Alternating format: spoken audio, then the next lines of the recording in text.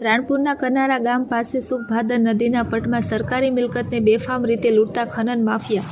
બોટાદ જિલ્લાના રાણપુર શહેરના કનારા ગામ નજીકથી પસાર થતી સુખભાદર નદી અત્યારે ખનન માફિયાઓ માટે સોનાની ખાણ બની ગઈ હોય તેમ લાગી રહ્યું છે।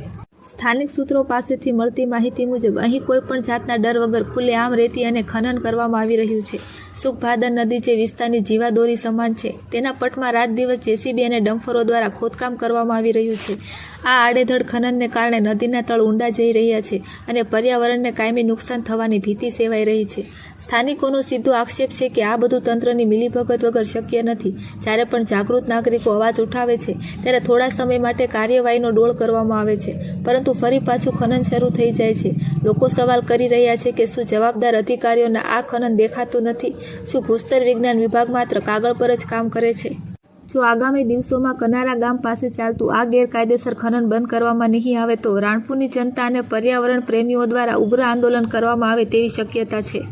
હવે જોવાનું એ રહે છે કે આ ઘોર નિંદ્રામાં સૂતેલું તંત્ર ક્યારે જાગશે અને આ ખનન માફિયાઓ પર ક્યારે સંકજો કસાય છે। રિપોર્ટર હનીફભાઈ ચાંગડ, રાણપુર।